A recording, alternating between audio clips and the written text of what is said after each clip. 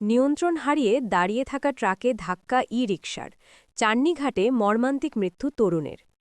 সাত সকালে ভয়াবহ সড়ক দুর্ঘটনার সাক্ষী থাকল ৩০৬ নম্বর শিলচর আইজল জাতীয় সড়ক।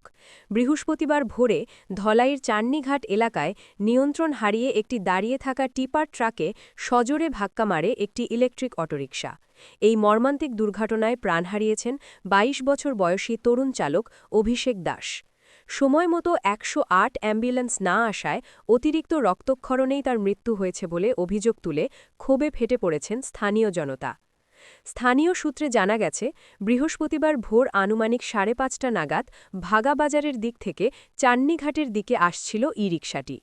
চান্নিঘাট জামা মসজিদের কাছে রাস্তার পাশে মেরামতির জন্য দাঁড়িয়েছিল একটি টিপার ট্রাক।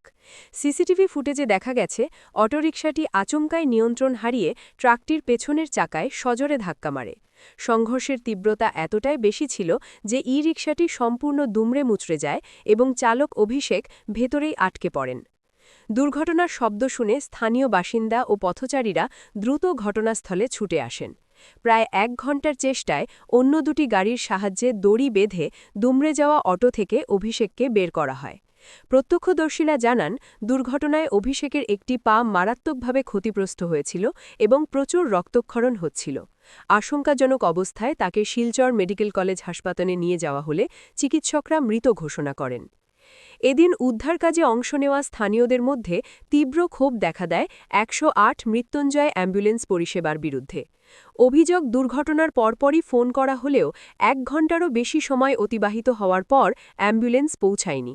শেষমেশ একটি ব্যক্তিগত গাড়িকে মাঝ রাস্তায় আটকে তাকে হাসপাতালে নিয়ে যাওয়া হয়।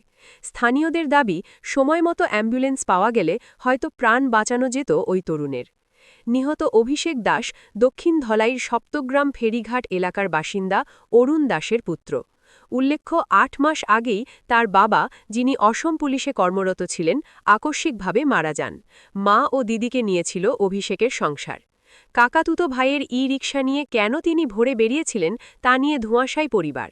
ঘটনার খবর পেয়ে লায়লাপুর পুলিশ দুর্ঘটনা কবলিত গাড়িটি নিজেদের হেফাজতে নিয়েছে এবং ঘটনার তদন্ত শুরু করেছে।